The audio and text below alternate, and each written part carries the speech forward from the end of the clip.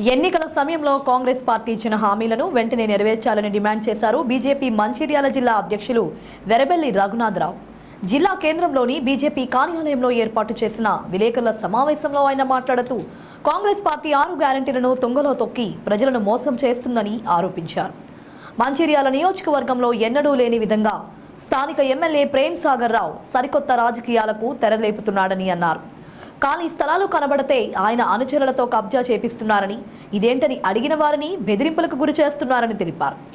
రాళ్లవాగుకు కరకట్టు కట్టిస్తానని చెప్పి అధికారంలోకి వచ్చి ఇప్పటి వరకు దాన్ని ఊసే ఎత్తలేదని, లిఫ్ట్ ద్వారా చివరి ఆయకట్టు వరకు పంట నీరు అందిస్తానని చెప్పి పంట ఎండిపోయిన చూసి చూడలేనట్లు వ్యవహరించారని ఆరోపించారు.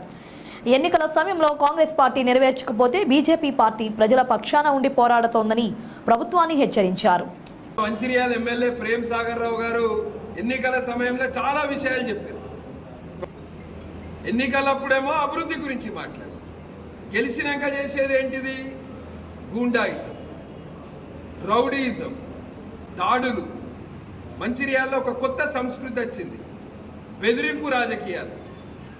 ఎమ్మెల్యే గారి పార్టీకి సంబంధించిన నాయకులు, ఎమ్మెల్యే గారి బంధువులు ఎక్కడ ఖాళీ జాగా కనబడితే అక్కడ ఇవాళ దస్తెత్తులు, కబ్జాలు.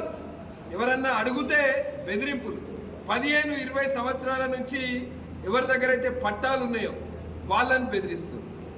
100 రోజులల్లా ఎల్లంపల్లి బాధితులకు నష్టపరిహారం ఇప్పిస్తామని చెప్పారు. లిఫ్ట్ ద్వారా చివరి ఆయకట్టు వరకు నీళ్ళు అందిస్తా అని చెప్పిండు.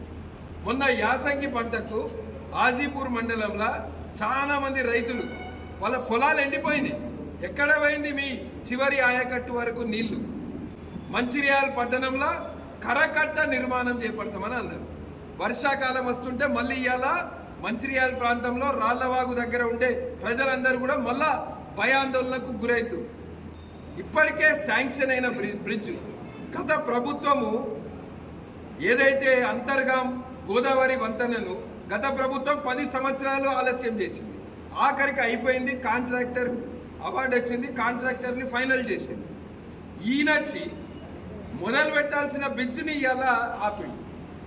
మంచిర్యాల జిల్లా ప్రజలు ఎన్నో సంవత్సరాల నుంచి ఈ బ్రిడ్జ్ వస్తే రాను పోను ఒక 30 కిలోమీటర్లు తగ్గుతుంది. ఇట్లా ఇవాళ మంచిర్యాల అభివృద్ధి అనేది కనబడుతుంది.